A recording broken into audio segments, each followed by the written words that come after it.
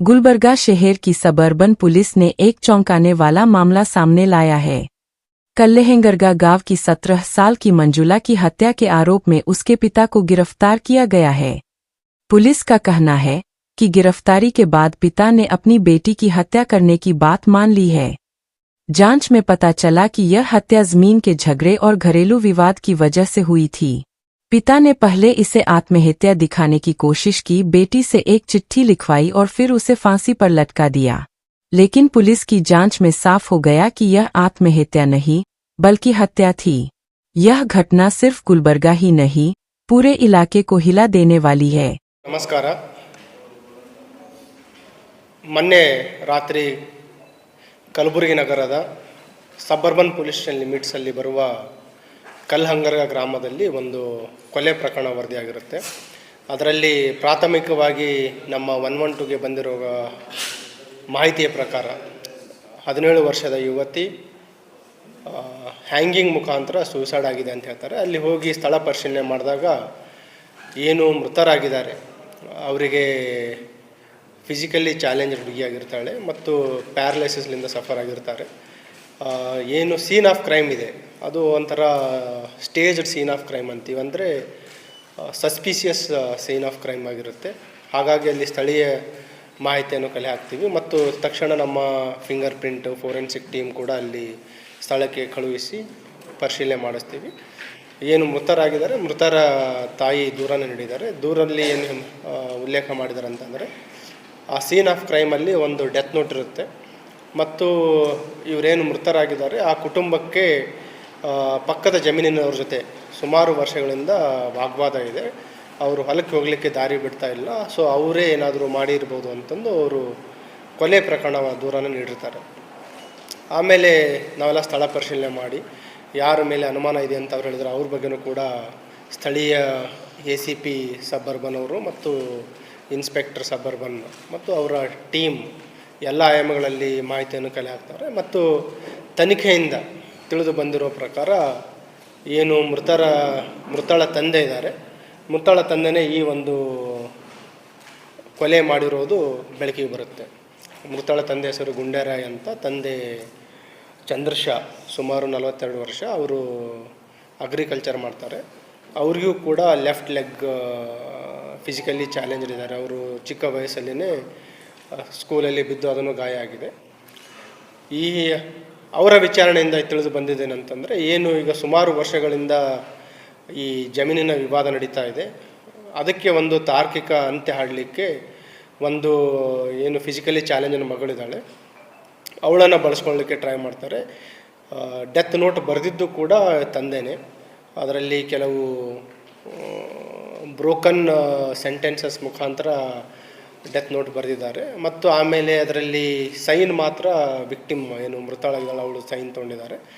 ಅದರಲ್ಲಿ ಇವರ ಸಾವಿಗೆ ಬೇಸಿಕಲಿ ಸೂಯಿಸೈಡ್ ಥರ ಬಿಂಬಿಸಲಿಕ್ಕೆ ಟ್ರೈ ಮಾಡಿದ್ದಾರೆ ಅವರು. ಆತ್ಮಹತ್ಯೆಗೆ ಪ್ರಚೋದನೆ ನೀಡಿದ್ದು ಆ ಪಕ್ಕದ ಜಮೀನವರು ಅಂತ. ಇದು ಆ ಯುವತಿಗೆ ಯಾವ ರೀತಿ ಇವರು ಕನ್ವಿನ್ಸ್ ಮಾಡಿದ್ದಾರೆ ಅಂತ ನೋಡಿದರೆ, ಈ ಸುಮಾರು ವರ್ಷಗಳಿಂದ ಈ ಜಮೀನಿನ ವಾದ ಕೊನೆ ಆಗ್ತಾ ಇಲ್ಲ. ಸೊ ನೀನು ನಾನು ಪ್ರಾಣ ಕಳ್ಕೊಳ್ಳೋಣ, ಅಟ್ಲೀಸ್ಟ್ ನಮಗೆ ಏನು ಮಗ ಇದ್ದಾನೆ, ಈಗೇನು ಇವರು ಆರೋಪಿ ಇದ್ದಾರೆ, ಆರೋಪಿಗಳಿಗೆ ಒಟ್ಟು 3 ಜನ ಮಕ್ಕಳಿದ್ದಾರೆ, 2 ಹೆಣ್ಮಕ್ಳು ಮತ್ತು 3ನೇವನು ಹುಡುಗ ಇದ್ದಾನೆ, 5ನೇ ತರಗತಿಯಲ್ಲಿ ಓದ್ತಾ ಇದ್ದಾನೆ. ಸೊ ಅಟ್ಲೀಸ್ಟ್ ಅವ್ರ ಮೇಲೆ ಪ್ರಕರಣ ದಾಖಲಿಸಿ ಅವ್ರಿಗೇನಾರ ಜೈಲಿಗೆಲ್ಲ ಹೋಗಿದರೆ ಏನು ಜಮೀನಿನ ಇಶ್ಯೂ ಇದೆ ಅದು ಸಾಲ್ವ್ ಆಗುತ್ತೆ ಅಂತ ಹೇಳಿ ಅದನ್ನು ಕನ್ವಿನ್ಸ್ ಮಾಡ್ತಾರೆ. ಸೊ ಅಲ್ಲಿ ಯುವತಿಗೆ, ಹುಡುಗಿಗೆ, ಮಗಳಿಗೆ ಹೇಳಿದ್ದೇನಂತಂದರೆ, ನೀನು ಆತ್ಮಹತ್ಯೆ ಮಾಡ್ಕೊಂಡು ನಿನ್ನ ಜೊತೆ ನಾನು ಆತ್ಮಹತ್ಯೆ ಮಾಡ್ಕೊತೀನಿ. ಆ ರೀತಿ ಡೆತ್ ನೋಟಲ್ಲಿರುವಂಥದ್ದು ನಮ್ಮಿಬ್ಬರ ಸಾವಿಗೆ ಇವರು ಪಕ್ಕದ ಜಮೀನವರು ಕಾರಣ ಅನ್ನೋ ರೀತಿ ಬರೆದಿದ್ದಾರೆ. ಸೊ ಇವಳಿಗೆ ಏನು ಕಂಪ್ಲೀಟ್ ಅದನ್ನು ಸೀನ್ ಆಫ್ ಕ್ರೈಮಲ್ಲಿ ಏನೇನು ಈ ಬ್ಯಾರಲ್ ಯೂಸ್ ಮಾಡುವಂಥದ್ದು, ಪ್ಲಾಸ್ಟಿಕ್ ಬ್ಯಾರಲ್ ಯೂಸ್ ಮಾಡಿದ್ದಾರೆ, ಹಗ್ಗ ಯೂಸ್ ಮಾಡಿರುವಂಥದ್ದು, ಪ್ರತಿಯೊಂದಕ್ಕೂ ಇವರು ಅರೇಂಜ್ ಮಾಡಿರುವಂಥದ್ದು. ಮತ್ತು ಹ್ಯಾಂಗ್ ಆದ ನಂತರ ಮನೆ ಬಿಟ್ಟು ತಪ್ಪಿಸ್ಕೊಂಡು ಹೋಗಿ ಮತ್ತೆ ಇವರು ಸ್ನೇಹಿತರ ಜೊತೆ ಹೋಗಿದ್ದಾರೆ. ಯಾವುದೇ ರೀತಿ ಇವರಿಗೆ ಮನೆಯವ್ರಿಗೆ ಗುರ್ತಿರ್ಲಾರ್ದ ರೀತಿ. ಆಮೇಲೆ ಫ್ಯಾಮಿಲಿ ಮೆಂಬರ್ಸ್ ಇವರಿಗೆ ಕರೆ ಮಾಡಿ ಈ ರೀತಿ ಮಗಳು ಆತ್ಮಹತ್ಯೆ ಮಾಡ್ಕೊಂಡಿದೆ ಅಂದಾಗ ಅವಾಗ ಸ್ಥಳಕ್ಕೆ ಧಾವಿಸಿ ಬರ್ತಾರೆ. ಸೊ ನಮಗೆ ದೊರೆತ ಏನೇನು ಎವಿಡೆನ್ಸಸ್ ಇದೆ, first staged scene of crime ಅಥವಾ ಸಸ್ಪಿಷಿಯಸ್ ಸೀನ್ ಆಫ್ ಕ್ರೈಮ್. ಯುವತಿಗೆ ಆತ್ಮಹತ್ಯೆ ಮಾಡ್ಕೊಳ್ಳಿಕ್ಕೆ ಬರಲ್ಲ, ಎರಡೂ ಕೈಗಳು ಎದ್ದು ನಿಂತು ನಿಯರ್ಲಿ 9.5 ಫೀಟ್ ಅಷ್ಟು ಹೈಟ್ ಇದೆ. ಅದು ಏನು ಲೈಗೇಚರ್ ಹಾಕಿರುವಂಥ ಹುಕ್ಕಿದೆ, ಅಷ್ಟು ಅವಳಿಗೆ ನಿಲ್ಲಿಕ್ಕೂ ಆಗಲ್ಲ ಮತ್ತು ಕೈಲಿಂದ ಕಟ್ಟಲಿಕ್ಕೂ ಆಗಲ್ಲ. ಸೊ ಹಾಗಾಗಿ ಅನುಮಾನಾಸ್ಪದ ಬಂದ ನಂತರ ಸ್ಥಳಕ್ಕೆ ನಾನು ಹೋಗಿದ್ದೆ, ಈ DCP ಹೋಗಿದ್ದರು ಮತ್ತು ನಮ್ಮ ಫೋರೆನ್ಸಿಕ್ ಟೀಮ್ಸ್ ಎಲ್ಲ ಹೋಗಿದ್ದರು. ಸೊ ಈ ಒಂದು ರೀಸನ್ ಕೊಲೆ ಮಾಡಲಿಕ್ಕೆ ಆ ಒಂದು ತುಂಬ ನೋವಿನ ಒಂದು ರೀಸನ್ ಕಂಡು ಬರುತ್ತೆ. ಬಟ್ ಇದರಲ್ಲಿ ಏನು ಮೃತಳಾಗಿದ್ದಾಳೆ, ಅವಳಿಗೆ ನ್ಯಾಯ ಕೊಡಬೇಕಾಗಿರುವಂಥ ಜವಾಬ್ದಾರಿ ನಮ್ಮೆಲ್ಲರದಿದೆ. ಈಗಾಗಲೇ ಅವಳ ತಂದೆಗೆ ಅರೆಸ್ಟ್ ಮಾಡಿದ್ವಿ ಮತ್ತು ಏನು ಹ್ಯಾಂಡ್ ರೈಟಿಂಗಲ್ಲಿ ನಮಗೆ ಡೆತ್ ನೋಟ್ ಸಿಕ್ಕಿದೆ ಅದನ್ನು ಕೂಡ ಪರಿಶೀಲನೆ ಮಾಡ್ತಾಯಿದ್ದೀವಿ. ಅಲ್ಲಿ ಇನ್ನೊಂದು ಏನಂತಂದರೆ ನಮಗೆ 2 ಪೇಜ್ ನೋಟ್ ಸಿಕ್ಕಿದೆ. ಡೆತ್ ನೋಟ್ಸು 2 ಇದೆ. ಒಂದು ಇವರೇನು ಮಗಳಿದ್ದಾಳೆ, ಮಗಳ ಹೆಸರಲ್ಲಿ ಒಂದು ಡೆತ್ ನೋಟ್ ಸಿಕ್ಕಿದೆ. ಇನ್ನೊಂದು ತಾಯಿಯೊಬ್ಬರಿದ್ದರು, ಅವರು ಈ ವರ್ಷ ಜನವರಿ ತಿಂಗಳಲ್ಲಿ ಮೃತರಾಗಿದ್ದಾರೆ. ಅವರ ಮೃತ ಟೈಮಲ್ಲಿನೂ ಕೂಡ ಒಂದು ಡೆತ್ ನೋಟ್ ಬರೆದಿದ್ದಾರೆ. ಆ ಡೆತ್ ನೋಟಿಗೆ ತಾಯಿಯ ಫಿಂಗರ್ ಪ್ರಿಂಟ್ ಅಂದರೆ ಥಂಬ್ ಇಂಪ್ರೆಷನ್ ತೊಗೊಂಡಿದ್ದಾರೆ. ಬೇಸಿಕಲಿ ಆ ಟೈಮಲ್ಲಿನೂ ಕೂಡ ಈ ಪಕ್ಕದ ಜಮೀನರ ಮೇಲೆ ಒಂದು ಲೀಗಲ್ ಆ್ಯಕ್ಷನ್ಗೆ ಅವರಿಗೆ ಗುರಿಪಡಿಸ್ಬೇಕಂತ ಮಾಡಿದ್ರು ಅನಿಸುತ್ತೆ.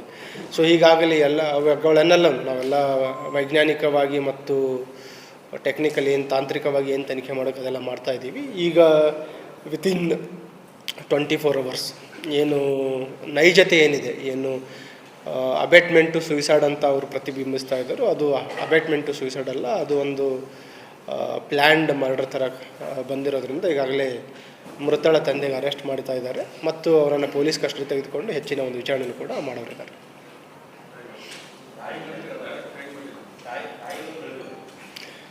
ಇಲ್ಲ, ತಾಯಿ ಅದು ಬೇರೆ ಯಾರ್ದು ರೋಲ್ ಇಲ್ಲಿವರೆಗೆ ಕಂಡು ಬಂದಿಲ್ಲ.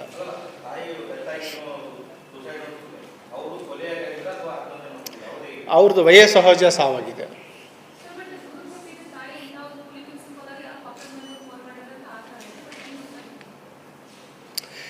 ತಾಯಿನೂ ಕೂಲಿ ಕೆಲಸ ಮಾಡ್ತಾರೆ, ಮನೆ ಬಾಗಿಲು ಹಾಕಿರಲಿಲ್ಲ. ಸೊ ಅವರು ಮನೆ ಹೋಗಿ ನೋಡಿದಾಗ ಇವಳು ಹ್ಯಾಂಗಿಂಗ್ ಗೊತ್ತಾಗಿದೆ. ತಕ್ಷಣ ಅವ್ರು ತಿಳಿಸಿದ್ದಾರೆ. ಅವ್ರ ತಾಯಿನೂ ಬಂದಿದ್ದಾರೆ ಮತ್ತು ತಂದೆನೂ ಬೇರೆ ಒಬ್ಬರು ಸ್ನೇಹಿತರ ತೋಟದಲ್ಲಿದ್ದರು, ಅವರು ಕೂಡ ಮನೆಗೆ ವಾಪಸ್ ಬಂದಿದ್ದಾರೆ. ಹಾಂ, ಗುಂಡೇರಾಯ ತಾಯಿ, ಅಜ್ಜಿ.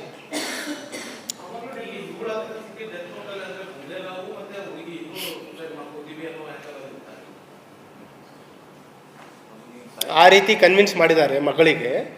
ಸೊ ನಮ್ಮಿಬ್ಬರ ಸಾವಿಯಂತಿಗೆ ಅಂತ ಬರೆದಿದ್ದಾರೆ. ಸೊ ಮಗಳಿಗೆ ಹೇಳಿದ್ದೇನಂತಂದರೆ ನೀನು ಸಾಯಿ ನಾನು ಸಾಯೋಣ, ನಮ್ಮ ಸಾವಿಗೆ ಅವರೇ ಕಾರಣ ಅಂತ ಹೇಳೋಣ, ಮತ್ತು ಅವ್ರ ಮೇಲೆ ಅಬೇಟ್ಮೆಂಟ್ ಟು ಸುಯಿಸೈಡ್ ಆದಾಗ ಸ್ಟ್ರಾಂಗ್ ಕೇಸ್ ಆಗುತ್ತೆ, ಅವ್ರು ಜೈಲಿಗೆ ಹೋಗ್ತಾರೆ, ಆವಾಗ ಆಟೋಮೆಟಿಕ್ ನಮಗೆ ದಾರಿ ಮಾಡ್ಕೋಬೋದು. ಮತ್ತು ಅಟ್ಲೀಸ್ಟ್ ಅದು ಏನು 2.5 ಎಕರೆ ಜಮೀನಿದೆ, ಮಗನಿಗೆ ಅಟ್ಲೀಸ್ಟ್ ಅವನು ನೆಮ್ಮದಿಯಿಂದ ಬದುಕ್ಬೋದು ಅಂತಿದೆ. ಅವ್ರಿಗಿರೋಂಥ ಆಸ್ತಿ ಅಂದರೆ ಬರೀ 2.5 ಎಕರೆ ಜಮೀನು ಊರಲ್ಲಿ.